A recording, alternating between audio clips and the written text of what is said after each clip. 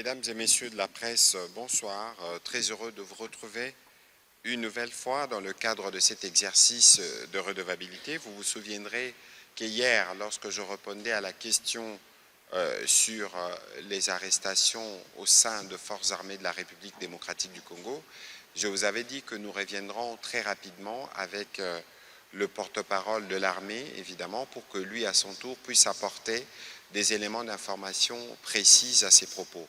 Et donc, ce soir, dans le cadre de cet exercice de redevabilité, nous n'allons pas seulement aborder ces sujets tels qu'annoncés hier, nous aurons encore l'occasion de faire une percée sur les activités qui se font au niveau de l'armée, spécifiquement sur ce qui est lié à la prise en charge de militaires et de leurs dépendants.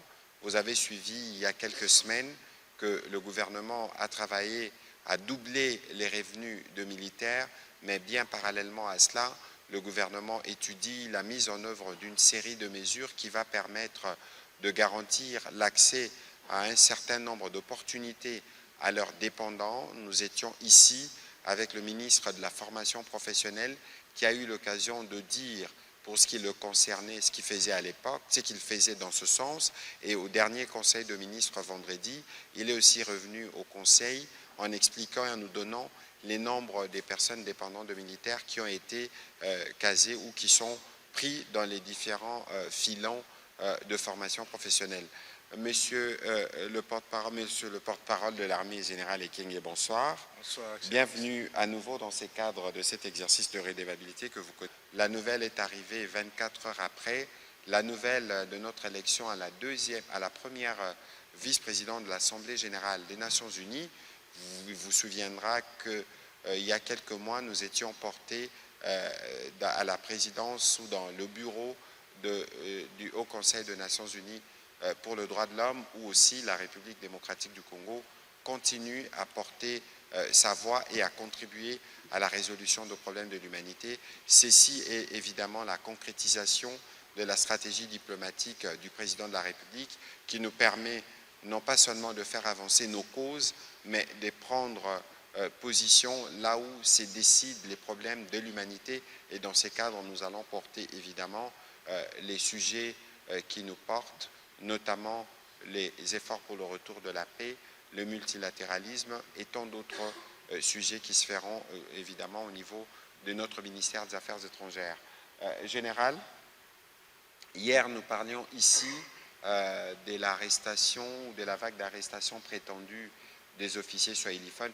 Nous y avons apporté la réponse et ce soir nous avons voulu prolonger les sujets avec vous pour que vous puissiez aussi nous éclairer, mais ce n'est pas le seul aspect que nous voulons aborder avec vous. Et donc ce soir, nous voulons faire un focus sur les efforts consentis par le gouvernement pour améliorer la prise en charge, pas seulement de militaires, de leurs dépendants et d'autres questions connexes. Vous êtes le porte-parole de la Grande Muette, mais le contexte de la redevabilité qui est le nôtre nous impose parfois de vous sortir de votre mutisme pour apporter des éléments d'information.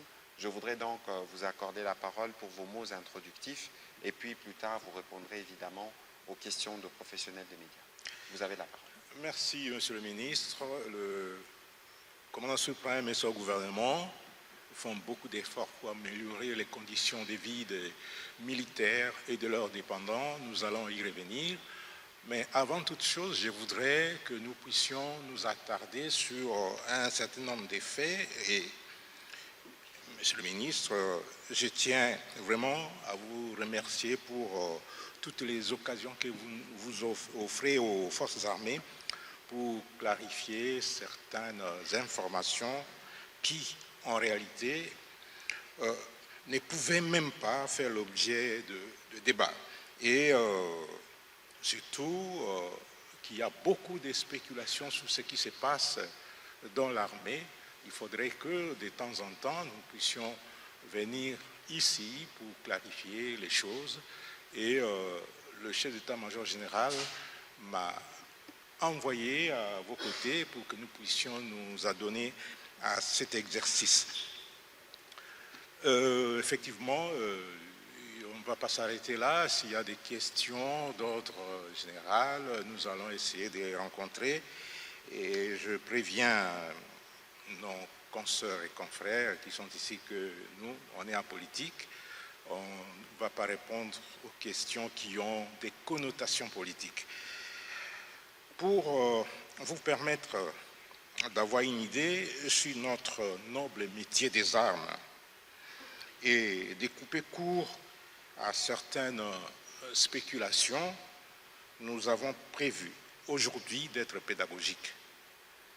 Pédagogique pourquoi? Parce que vous devez, en tant que journaliste, en tant que communicateur, connaître ce qu'est un officier, quelles sont ses qualités, quels sont ses devoirs, quel est le profil de l'officier.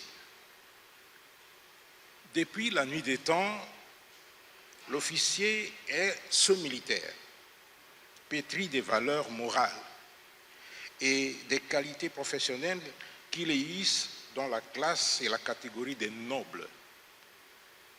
L'officier n'est pas noble par sa volonté,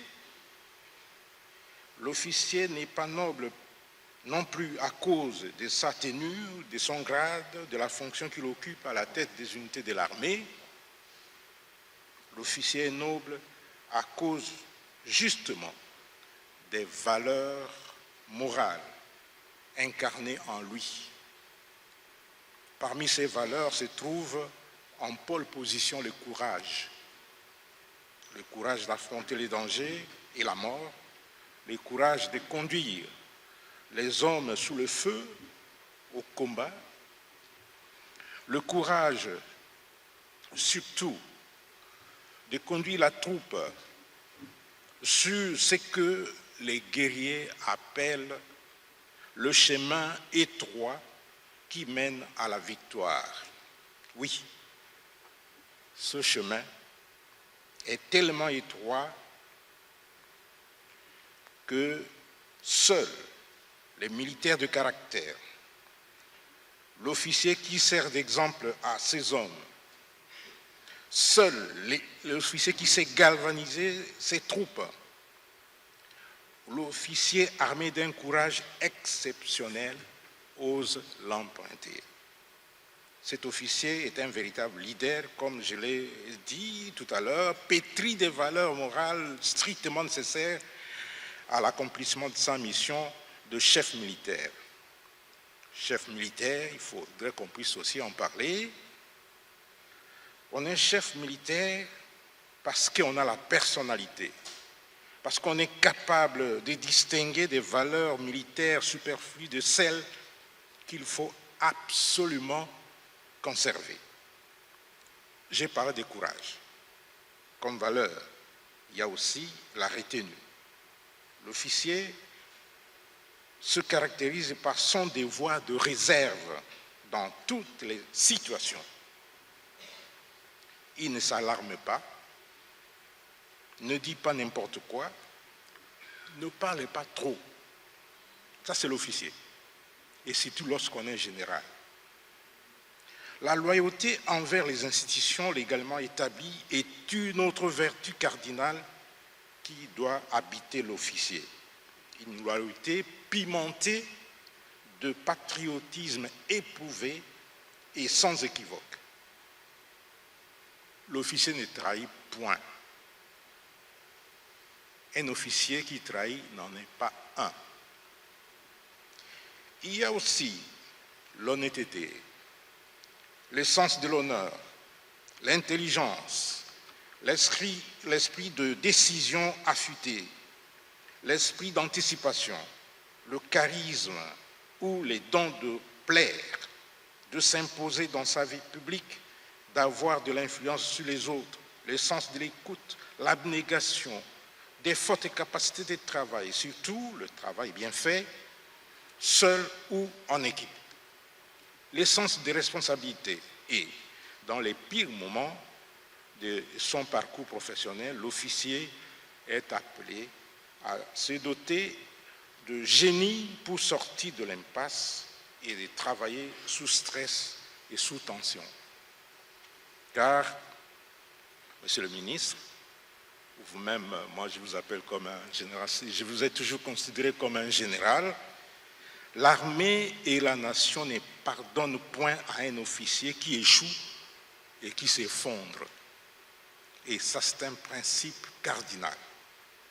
Au sein de l'armée, ils sont nombreux, je voulais dire au sein de notre armée, ils sont nombreux à faire partie de cette race de chefs militaires exceptionnels. Et ils font la différence, et sur les champs d'honneur, et dans les états-majors, où ils sont appelés à travailler avec dévouement, abnégation, professionnalisme, et dans des conditions difficiles et stressantes. Ça, c'est la vie de l'officier, et surtout lorsqu'on est général. Par contre, il y en a qui se distinguent par des actes amoraux, immoraux et illégaux. La compromission, les détournements des deniers publics, les détachements illégaux des militaires dans les mines et chez les particuliers chinois ou autres, les détournant ainsi ces militaires de leur mission. Et imaginez qu'on réclame les effectifs, et la plupart des effectifs sont dans les mines et chez les particuliers. Ça, c'est une infraction grave. Il y en a qui se sont perfectionnés dans la création des fournisseurs fictifs, dont la surfacturation et le détournement des vivres destinés aux militaires. D'autres encore se compromettent par la trahison, les assassinats. Tous ces faits sont des faits graves, gravissimes même, commis par les porteurs du titre d'officier général de surcroît. Dans ces cas, faut-il empêcher le chef d'état-major général des forces armées de les interpeller et de les mettre à la disposition des services pour investigation et les cas échéants de les déférer devant les juridictions militaires compétentes. Alors, c'est là où on parle d'arrestation massive des officiers swahiliphones. En réalité, c'est un faux débat. Chacun est venu dans l'armée en tant que volontaire. Chacun pose les actes à titre individuel, et lorsque ces actes vont à l'encontre de la loi, eh bien, l'autorité sanctionne individuellement les contrevenants. Et on ne peut pas venir nous parler des officiers swahiliphones qui sont ciblés. Non, il n'y a pas que les officiers swahiliphones. Il y a aussi les officiers généraux d'autres espaces linguistiques qui sont aujourd'hui aux arrêts. Donc, parler des officiers swahiliphones qui sont ciblés par l'armée, mais celui qui les arrête là, il est de quel espace? Le général Gilles Banza, Mouilamboué. Le chef d'état-major général. Le chef d'état-major général. Mais il est de cet espace-là. Son prédécesseur. Son prédécesseur, il était de quel espace? Le prédécesseur de Le son prédécesseur de son prédécesseur, il était de quel espace? Non, on est en train d'introduire un faux débat, surtout pour distraire l'armée et surtout entraîner la division en son sein. Donc là, il faudrait que vous, en tant que communicateur, vous puissiez comprendre ça. Et j'ai évoqué les qualités de l'officier pour que vous puissiez avoir une idée sur ce que nous sommes. On n'est pas officier parce qu'on porte la tenue. L'officier, c'est un État. Et cet État ne peut pas corrompre sa fonction, et cet État ne peut pas trahir ce qu'on est. On est contraint de servir la patrie jusqu'au sacrifice suprême. Ça, c'est une réalité, et je voudrais que nous puissions mettre un terme sur ces débats qui n'a pas sa place au sein de l'armée et qui tend à détruire la crédibilité de l'armée. Et le chef MG, le chef d'état-major général, lorsqu'il le fait, c'est parce que lui, il a ces profils-là et il tient à redorer l'image des forces armées et à remettre de l'ordre.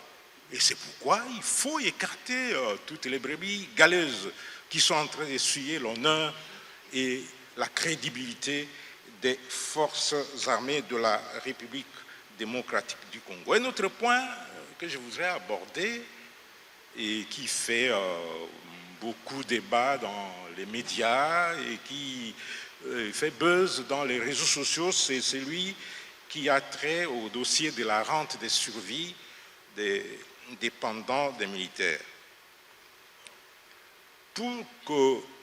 Je suis déjà intervenu dans les autres occasions, ici à la RTNC ou dans d'autres médias, pour dire qu'un militaire, pour devenir militaire, il y a tout un processus. Et pour devenir dépendant des militaires acceptés par l'armée, il y a aussi un processus à suivre. Il y a une procédure pour qu'un militaire se marie et pour que sa femme soit considérée comme épouse des militaires. J'ai amené avec moi la carte d'identité biométrique de mon épouse. Elle est là. Avec cette carte, elle est biométrique. Quand il y a contrôle, il suffit à mon épouse d'appuyer sur le dispositif électronique de l'ordinateur et toutes les informations toutes les informations concernant mon épouse s'affichent à l'écran. Et on sait que c'est l'épouse de telle, elle est née à telle année, le mariage a eu lieu à telle date, et ainsi de suite, et on a autant d'enfants qui sont reconnus par l'armée. Et si le militaire meurt, comme moi, je meurs, il y a tout un processus, une procédure qui est engagée par l'administration. La première personne concernée, c'est le commandant de l'unité. Moi, je suis commandant d'unité. Dernièrement, j'ai perdu un colonel. Je viens de perdre un caméraman. Alors, ce que je dois faire, c'est quoi? 1. Envoyer le télégramme à la hiérarchie, à ma hiérarchie, pour signifier le décès, informer la hiérarchie du décès. Deuxièmement, je dois constituer son dossier et l'envoyer pour la rente de survie. Si le cas de décès est survenu pendant les opérations, sur le terrain des opérations, il y a un rapport qui est envoyé à la hiérarchie et à ce moment, ce rapport sera suivi d'un dossier constitué qu'on doit envoyer à l'état-major général via la voie hiérarchique pour que la rente de survie et tous les frais y afférents soient débloqués. Une fois arrivé à l'administration centrale, à l'état-major général, le sous-chef d'état-major général de l'administration s'en occupe, il traite les dossiers et il l'envoie au niveau du ministère de la Défense nationale, c'est-à-dire au secrétariat général du ministère de la Défense nationale qui s'occupe du reste. Mais dire que la rente de survie des militaires n'est pas prise en compte, non. La question, c'est dans la procédure. La plupart des veuves d'orphelins que vous voyez crier, ce sont des veuves et orphelins qui ne répondent pas aux critères. Et chaque fois, lorsque l'inspectorat général descend sur le terrain pour contrôler, il y en a qui n'arrivent même plus puisqu'ils n'ont même pas les dossiers appropriés. Mais général, sur cette question, vous allez continuer. D'accord. Quand vous dites qu'ils ne répondent pas aux critères, qu'est-ce que cela veut dire? Parce qu'on ne peut pas se présenter soi-même comme veuve ou orphelin de militaire sans que l'on ait eu un mari ou un parent militaire. Oui, un exemple. Le soldat X vient de terminer la formation. Les gens qui ont été recrutés dernièrement, ils ont terminé leur formation. La loi dit qu'ils doivent s'engager pour 7 ans d'exercice. 7 ans, les soldats. Et pendant ces 7 années, avant de renouveler son engagement, son contrat, il doit rester célibataire sans enfant. Il doit rester célibataire sans enfant. Mais lorsqu'il est aux opérations, et il se marie, ce mariage est illégitime dans les yeux de l'armée, puisque l'armée ne prendra jamais en compte ce mariage-là, même les enfants qui sont nés de ce mariage. Pourquoi? Parce que la loi dit que le soldat doit rester célibataire jusqu'à l'accomplissement de ces 7 premières années. Et oui. Vous avez promis d'être pédagogique. Voilà. Quand vous dites soldat, ça veut dire c'est lié à l'âge, c'est lié au jour où il commence dans l'armée. Il faut nous expliquer parce que... Si je parle des soldats des rangs. Soldats de rang. Des soldats des rangs. Ça veut dire c'est lui qui sort de la formation. De la formation, il est deuxième classe, ou il est première classe, caporal, disons oui, caporal. Tout ça, ce sont des soldats des rangs.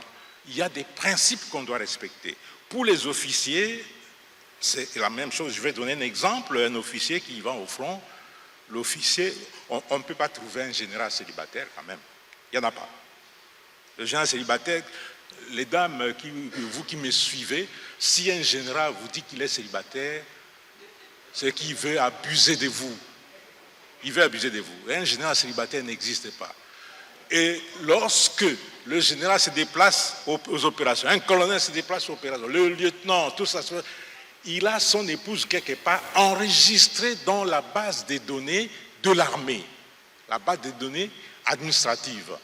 Mais lorsqu'il part, il trouve une femme quelque part.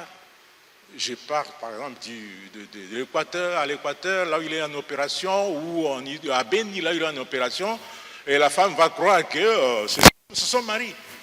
Mais le jour où le contrôle vient, on vous demande d'apposer les doigts dans les dispositifs. Il n'y a rien, il n'y a aucune information qui sort. Et puis lorsqu'on contrôle, on met le numéro matricule du militaire, on voit la photo et les informations de son épouse légitime. Et dans ces cas, que devient cette épouse-là, les Yakatofanda, que les militaires attrapent partout à travers leur campagne? C'est ça le grand problème. Mais le problème n'est pas là. Le problème, c'est que si le militaire se marie, alors il faudrait que ce mariage soit légal et légalisé. Et si le mariage n'est pas légalisé, il y a un problème, puisque l'épouse du militaire doit être enregistrée dans la base des données. J'ai quelques dames qui sont sorties de Tumbanga, qui sont chez moi, qui sont venues avec des bébés. Je leur ai dit, mais comment ces bébés seront-ils pris en charge, même au niveau médical? Je suis obligé d'intercéder auprès du commandant du corps de santé militaire pour qu'on demande, pour solliciter la prise en charge de ces enfants-là, Excellence. Bon, voilà. Je ne sais pas si vous avez encore quelques commentaires à faire, mais sinon nous allons procéder. Oui, quelques commentaires. Je vais terminer par rappeler quelques dispositions légales sur ce que je viens de dire ici. Les dispositions du statut du militaire des forces armées de la République démocratique du Congo. J'ai promis être pédagogique aujourd'hui. Eh bien, je vais parler de la loi numéro 13/005 du 15 janvier 2013 portant statut des militaires des forces armées de la République démocratique du Congo. L'article 11 stipule qu'aucun militaire ne peut faire l'objet au sein des forces armées des mesures de discrimination en raison de son sexe, de sa religion, de son origine familiale, de sa condition sociale, de sa résidence, de ses opinions, de son appartenance à une race, à une ethnie, à une tribu, à une minorité culturelle ou linguistique. C'est pourquoi nous disons que la question des généraux swahiliphones arrêtés est un faux débat. Ce qu'on fait, c'est appliquer la loi. Lorsque quelqu'un est en contradiction avec la loi, eh bien, nous, on est militaires. La discipline veut qu'on puisse être rigoureux en matière du respect des principes, des consignes et des lois. L'article 12, le militaire jouit de tous ses droits et libertés reconnus aux citoyens.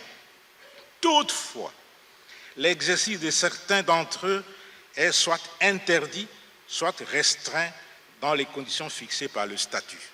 Et les statuts fixent plusieurs conditions. Article 16. Le militaire doit, en tout temps et en tout lieu, respecter les institutions de la République, s'abstenir de toute activité contraire à la Constitution et aux lois de la République. Il doit veiller à la sauvegarde des intérêts de la nation, éviter de compromettre l'honneur et la dignité de son État et de sa profession. Il doit servir le pays avec conscience et courage jusqu'au sacrifice suprême. Mais quand vous allez à l'encontre de cette disposition, le chef d'état-major général et la justice militaire vous attrapent. 207, article 207, le conjoint survivant de l'officier ou dit sous-officier décédé a droit à une rente de survie si celui-ci est décédé en activité de service ou titulaire d'une pension de retraite ou d'invalidité. Le conjoint survivant n'a pas droit à une rente de survie lorsqu'il y a eu dissolution du mariage à cet ordre exclusif ou lorsque le mariage est postérieur à la cessation d'activité de service de l'officier ou du sous-officier. Il perd également le droit à la rente de survie en cas de remariage. Le droit à la rente de survie est acquis sans condition d'ancienneté et de service. Une femme qui se remarie n'a plus le droit d'avoir des rentes de survie. Article 209. La rente de survie de l'orphelin équivaut à 6% du traitement annuel du militaire par enfant ou à 10% de la pension de l'officier ou du sous-officier décédé après la pension. L'orphelin perd tout droit à la rente lorsqu'il atteint l'âge de 18 ans et exerce une activité rémunérée. Pour l'orphelin engagé dans les études, l'âge limite est de 25 ans. Pour l'enfant frappé d'un handicap ou qui se trouve en raison de son état physique ou mental dans l'impossibilité de pourvoir à sa propre subsistance, la rente de survie est accordée jusqu'à sa mort. Et vous allez voir qu'il y a même des gens qui réclament, qui se disent qu'ils sont orphelins à 40 ans. Article 223. La durée du service actif pour le militaire de rang est de 7 ans renouvelable une fois, 3 mois avant l'expiration du terme. Pendant les 7 ans, le militaire n'a pas droit au mariage et à avoir une progéniture. En cas de violation de cette dernière disposition et en cas de décès du soldat engagé qui n'a pas encore terminé son terme, son épouse est déclarée illégitime et non éligible à la rente de survie. Il en est de même des orphelins potentiels, sed lex, dura lex, dit-on. Excellences, chers consoeurs et confrères, j'ai tenu à rappeler ces quelques dispositions éthiques et légales en vigueur au sein de notre armée pour amener l'opinion à avoir une idée sur ce qu'est le militaire et le fonctionnement de notre outil de défense. Les principes sont clairs, précises et stricts et de stricte application. Le moindre dérapage entraîne l'indiscipline et amène le contrevenant à subir la rigueur de la loi. Ne dit-on pas avec raison que la discipline est la mère des armées? Excellence. Voilà, merci beaucoup, Général. C'est justement cette phrase que j'avais eu a rappelé hier à l'occasion du briefing, qui m'a permis de revenir notamment sur la question par rapport aux arrestations. Général, vous savez que le principe ici, c'est les questions directes pour nous permettre d'apporter des éléments d'éclairage pour des préoccupations portées par des professionnels de médias.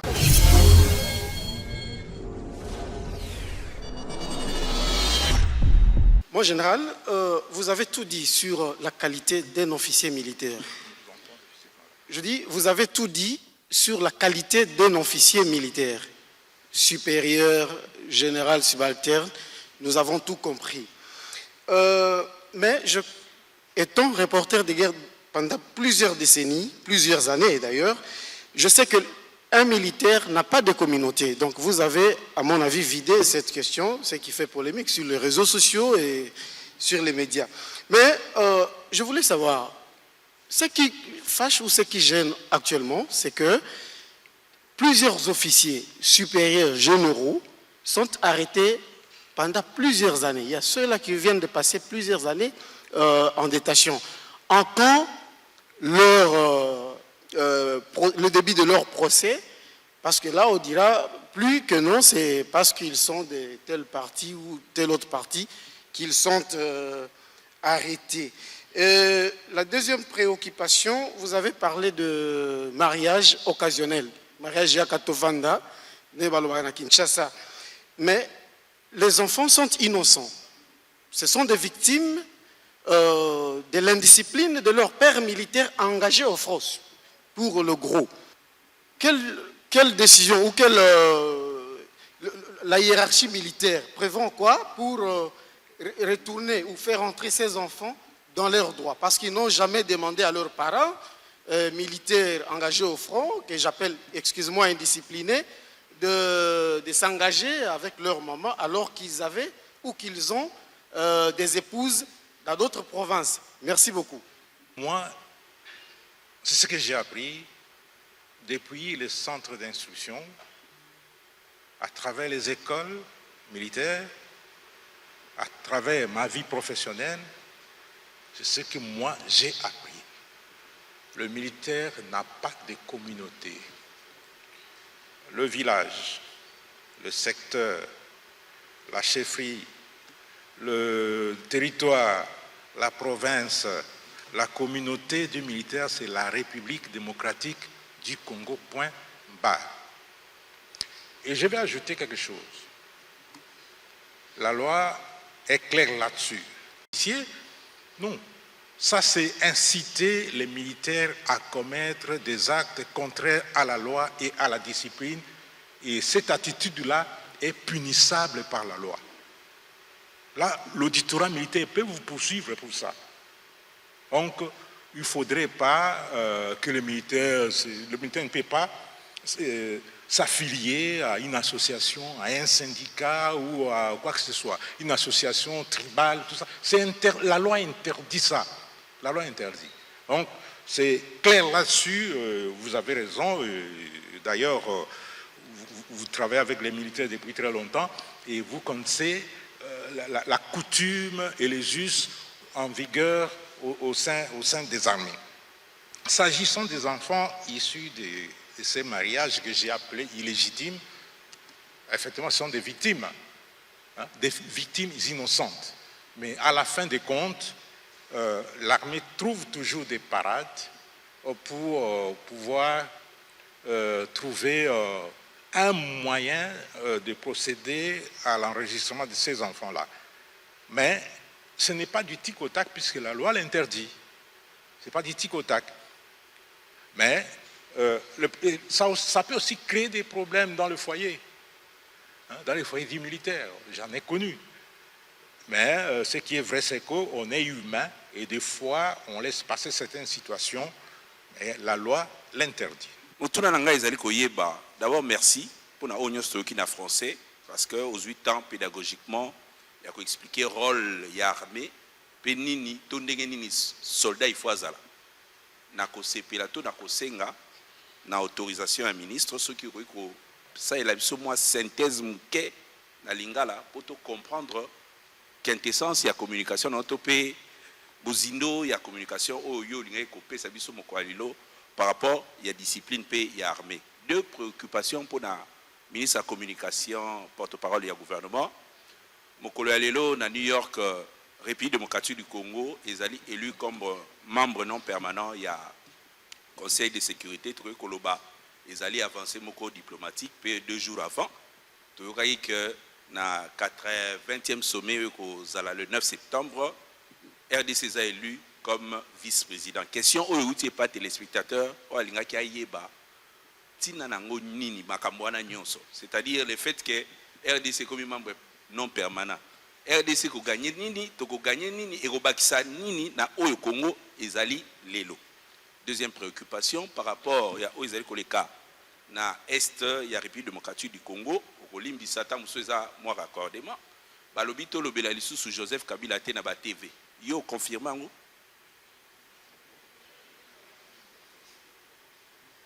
olobeli yango déjà. Président, c'est ça que je crois que à ça qui interview Oyo a Pesaki parce que c'est le CESAC nde etalaka makambu oyo etali contenu yaba média. Je pense que azala qui précis a Pesaki pe ba raison ba pandisango ndenge organisation na biso ezalaka mutu na mutu azaka na limite ya compétence na ye.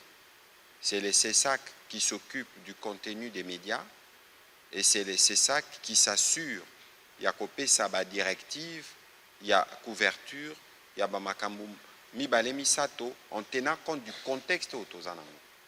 Je crois que ba canon nyonso CESAC azaranango bozanango oyo CESAC epesi netinzela.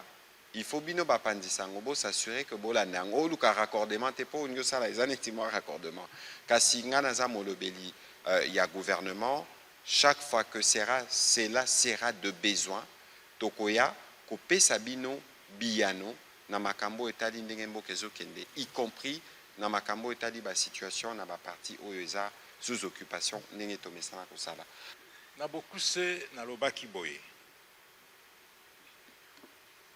soda au babengi officier parce que tous en troupe puis tous en a ba sous-officier na ba officier mais au babengi officier yende mokonzi ya mampinga mutu na moto na esika na ye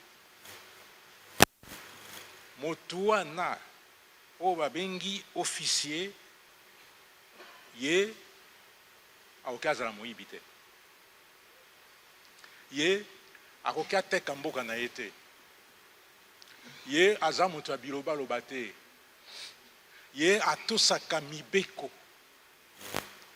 po soki ye atosi mibeko akosenga baye baza nsima na ye batosa mibeko po soki yo moko ozotosa mibeko te mpe ozosenga soda atosa yango soda akotosa yango te. Officier aza moto ya limeme ya liboso ya discipline ya liboso abengi officier soki officier aza na discipline te soda pe akomemia ye te soda pe akotosa ye te officier il faut atosa mibeko ya mboka bakonzi ya mboka ye nde akolakisa basoda officier nde oyo amemaka bato na bitumba. Et ce qui ont mis na bitumba, oui bien bitumba eza bisano ya liwa. Alors moto ya makabato na bitumba officier mo konja mabato na bitumba ye fois za moté ma piko. Aza moto oyo azalaka na soda tango nyonso. Asolaka na soda. Ayebi pasi ya soda. Aliaka na soda esika moko. Ayebi kolela ya soda mpe ayebi makambo nyonso ya mpasi soda azalaka nango mpe aza kopesa biyano ebongi te ete ngai lokola général nazala moto oyo aza kobebisa makambo ya armée yango wana tomoni bakonzi ebele ya mampinga batangi bango baza kosambisa bango bamosusu basi bakota boloko bamosusu baza nano kosubir processus na ba service na biso pona nini ba buki mibeko e ngai na yaki na armée nga moko mutu amemaki nga na armée aza te naza baninga na ngai tosisaki na ezala na académie ezala na centre d'instruction nzela moko mais mutu na mutu ayaki na nzela na ye soki mpe mutu asali mbeba asalaka mbeba ye moko ye nde akozala responsable ya mbeba oyo asalaki liboso ya mibeko mokonzi nde akangaka te mibeko nde ekangaka soki obuki mibeko mibeko ekangi yo alors totika bilobaloba oyo baswahili bakangi bango baza kolandaka bango bongo mokonzi ya liboso ya mapinga oyo aza nsima ya commandant supreme ye aza nani si aza moswahili oyo azalaki liboso na ye azalaki nani moswahili oyo mpe azalaki liboso ya oyo azalaki liboso na ye azalaki nani moswahili bakonzi oyo epa na ye na eta major na ye nani aza adjoint na ye mokitani na ye ya liboso moswahili bakonzi ebele baza na mapinga baswahili eza te mpo na kolanda baswahili eza eloko moko te na armée bapekisa biloko wana ya kosible bato ngai mboka na ngai naza na tata mama akufa naza na mboka na ngai oyo nga na botamba na village na ngai naza na secteur na ngai naza na territoire na ngai naza na province na ngai lokola nazalaki civil lokola nakoma soka village na ngai groupement na ngai territoire na ngai province na ngai kombo na yango république démocratique du Congo e wana eza mpo na basoda nyonso na bapolisier na mituna oyo tuni omoni république démocratique du Congo biso tolobaka nous sommes un grand pays et on ne peut pas nous définir na bakokoso toza nango et les grands pays s'affirment na ndenge tolobaka na lopoto na concert des nations. Lelo République démocratique du Congo na mikolo eleki boyokaki tozalaki tokotaki na Conseil des Nations Unies pour le droit de l'homme où nous avons été élus. Na makambo nyonso etali droit de l'homme yomoko lobango na lingala ya humanité place ba décision ezwamaka.